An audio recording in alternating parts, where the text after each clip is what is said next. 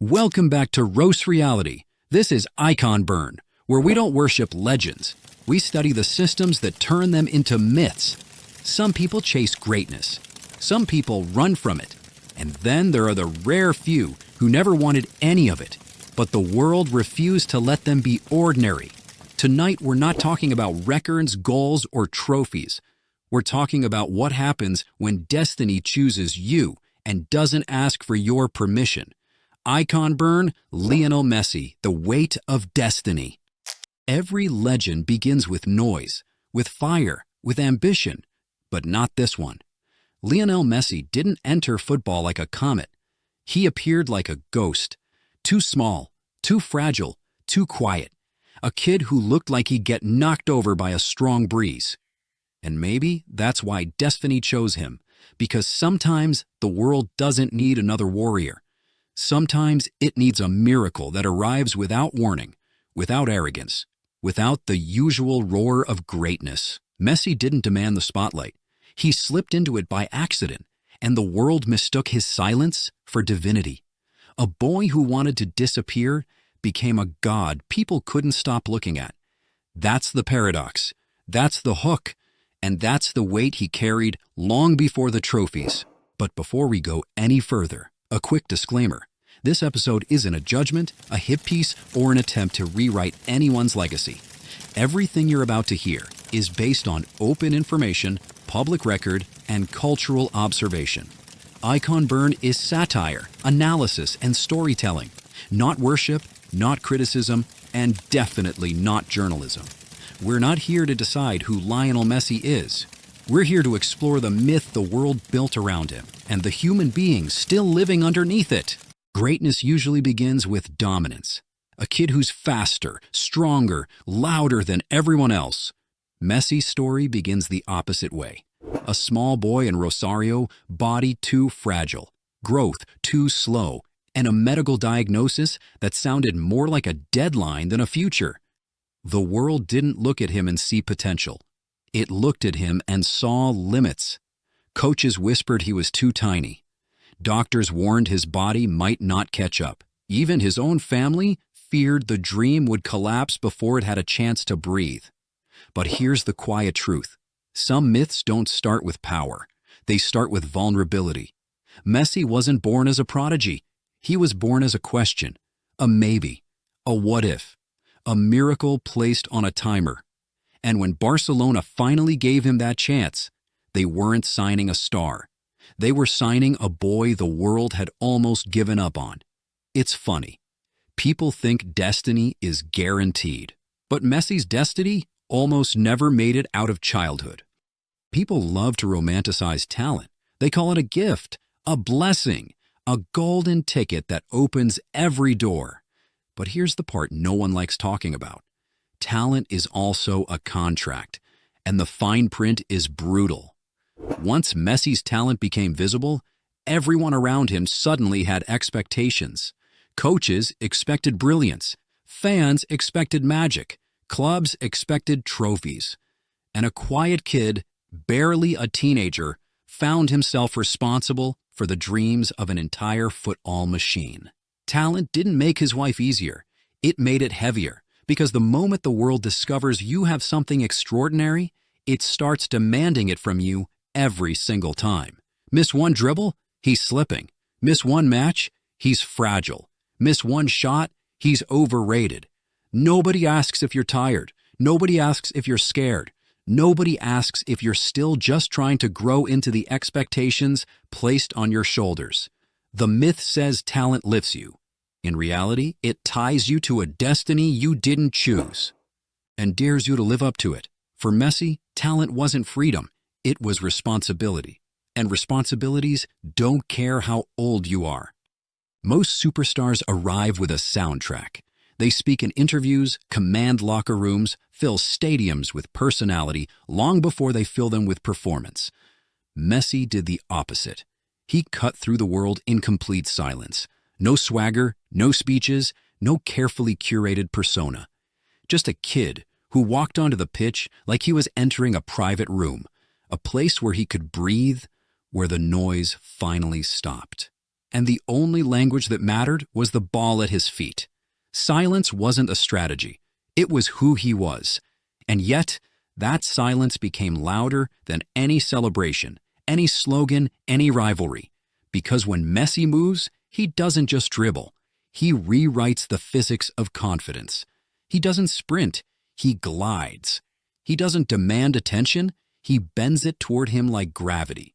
People called him shy, introverted, passive, but genius doesn't need a microphone. Genius doesn't need a speech. Genius simply is, and the world rearranges itself around it. Messi didn't talk his way into greatness, he played his way into mythology.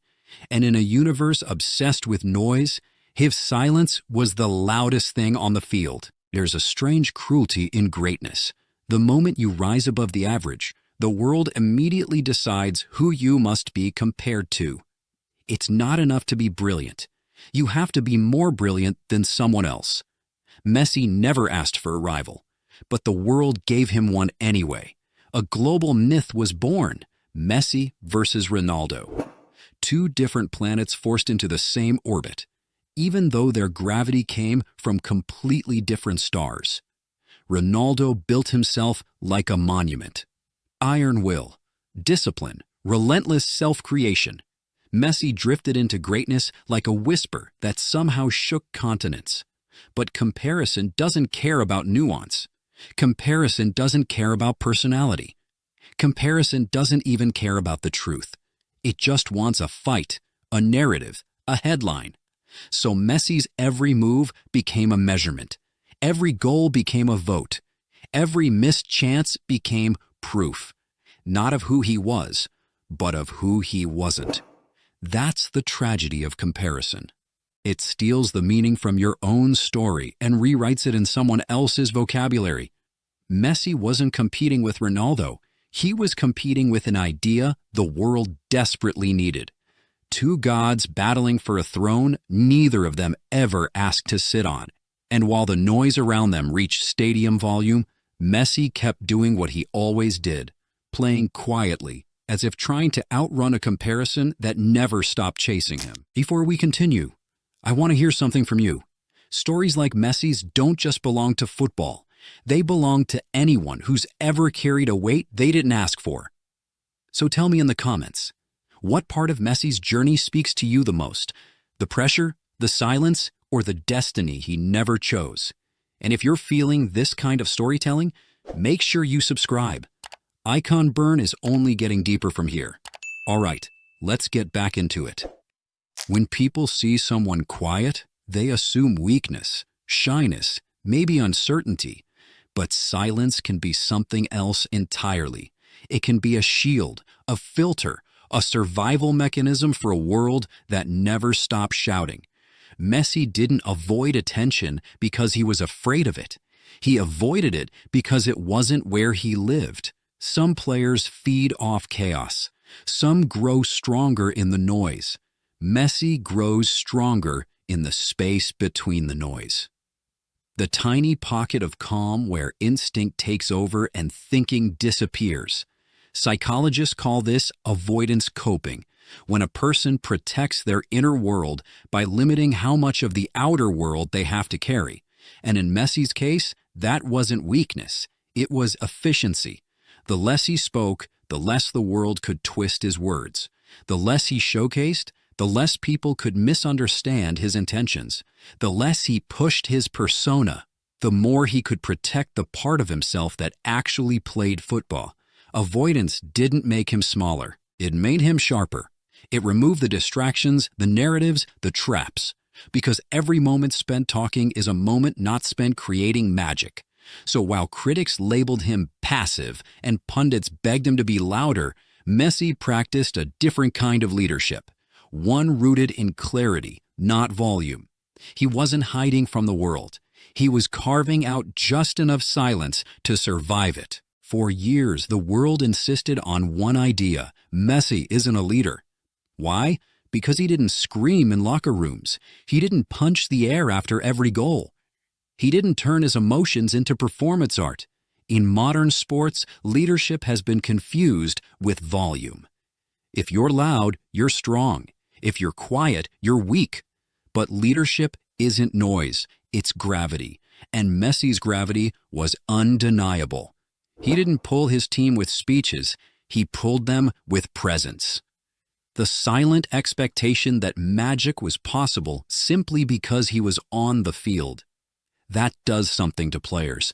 It changes how they breathe, how they run, how they believe. Here's the irony. Messi wasn't seen as a leader because he didn't perform leadership for the cameras. He lived it. The moments people forget, the quiet hand on a shoulder, the calm after a missed goal, the trust he offered teammates without ever needing to say it aloud. That's leadership. Not the cinematic version with locker room speeches and motivational choreography, but the real one, the kind that doesn't need to be seen to be felt. The world said Messi lacked leadership. What they really meant was, he didn't fit the template they were used to worshiping. And sometimes breaking the template is the purest form of leadership there is. Every player carries pressure, but some carry a nation. When Messi put on the Argentina shirt, it wasn't just a jersey, it was a command. Argentina doesn't treat football as a sport, it treats it as a religion. And the number 10 isn't a number. It's a holy scripture someone has to live up to. But here's the tragedy. The country didn't want Messi. Not really. Not at first. They wanted Maradona. Another firestorm. Another revolutionary. Another wild, chaotic prophet who could turn suffering into miracles. And instead, they got Messi. Quiet, precise, introverted. A genius who didn't look like the myth they were trying to resurrect. So the expectations became punishment. Every loss was betrayal. Every disappointment was treason. Every defeat was framed as proof that he wasn't Argentinian enough, passionate enough, loud enough. Imagine being the best player on earth and still feeling like a foreigner in your own national colors. Messi didn't just play for Argentina. He carried its ghosts, its nostalgia, its impossible memories. The pressure was so suffocating that at one point he simply broke. He walked away from the national team. Not because he didn't love his country, but because he didn't know if he could keep carrying the weight of a nation that kept asking for a miracle he couldn't guarantee. That's the curse of the national shirt. It asks you to win games and heal history. And no human being, not even Lionel Messi, was built to carry that alone. Every story of greatness has a breaking point. And Messi's didn't happen on a grand stage with fireworks or headlines. It happened quietly, in a moment so human that the world didn't know how to process it. The 2016 Copa America final, a penalty that sailed too high, a stadium that went silent, a country that didn't forgive. And then the image, Messi sitting alone, hands on his face, not as a superstar, not as a legend, but as a human being who had nothing left to give. People think collapse is dramatic, but real collapse is simple. It's when the weight finally exceeds the structure. So he did something unthinkable. He quit. He walked away from the national team, not because he stopped loving Argentina, but because he couldn't carry the impossible expectations anymore. He said, "This is not for me." And for the first time, the world saw a crack in the myth. But here's the twist. That moment of weakness became the turning point. Because sometimes you have to let a dream die to figure out whether it was really yours in the first place. Messi made a choice, an adult choice, a painful choice, to stop carrying a destiny that was destroying him. And in doing so, he forced the world to confront a truth it didn't want to admit. Even gods break, but not all of them stay broken. There are moments in life when destiny stops being metaphor and becomes a presence, a force, a quiet hand on your shoulder that says, now. For Messi, that moment was the 2022 World Cup. Not as redemption, not as revenge, not as proof of greatness. He didn't need any of that. It felt more like a long conversation with fate finally reaching its last sentence. Because what people forget is this: Messi didn't return to the national team to win the World Cup. He returned to finish a story that had been twisting his heart for more than a decade. The world treated the tournament like destiny, but Messi played it like someone who had already made peace with whatever outcome waited at the end. And maybe that's why destiny finally softened. Why the chaos broke his way. Why every bounce, every pass, every moment seemed to align as if the universe itself was tired of holding the script back. This wasn't the triumph of a hero. It was the release of a burden. Not a coronation, a homecoming. For once, the weight he carried didn't crush him. It lifted him. Destiny didn't reward him. It relieved him. And watching him hold that trophy didn't feel like witnessing victory. It felt like witnessing a man finally allowed to rest. In every era of greatness, there's always one figure who shines not because he stands above others, but because he refuses to. Messi is that anomaly, a legend built not on dominance, but on humility. And humility is a strange kind of beauty, the tragic kind, the kind that doesn't demand the spotlight, yet somehow becomes the most unforgettable thing in the room.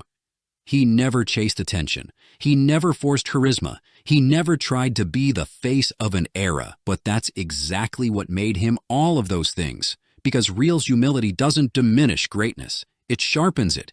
It strips away the noise, the ego, the performance, until all that's left is the truth of the person underneath. And Messi's truth wasn't loud or aggressive or theatrical. It was simple. He loved the game more than he loved the myth built around him.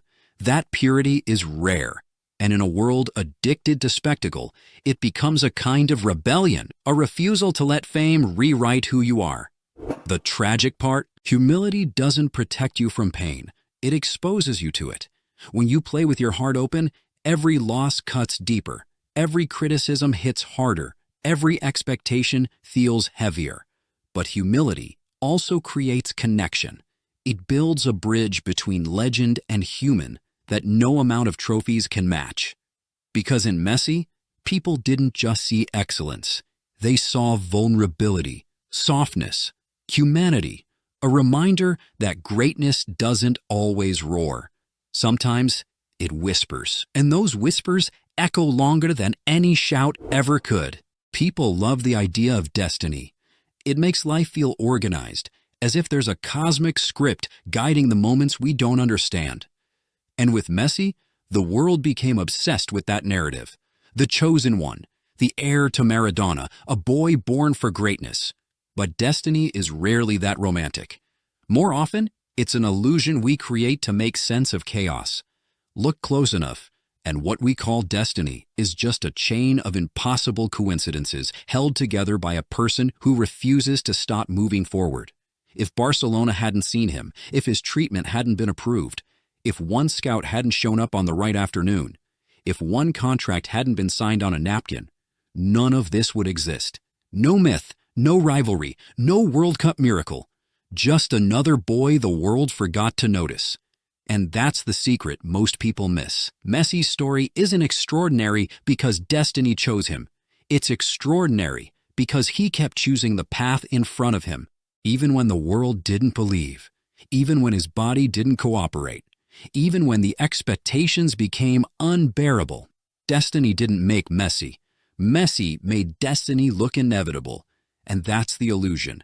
The beautiful, painful illusion that turns a human life into something eternal. Because when the noise fades, when the trophies gather dust, when the years soften the sharp edges of memory, one truth will remain.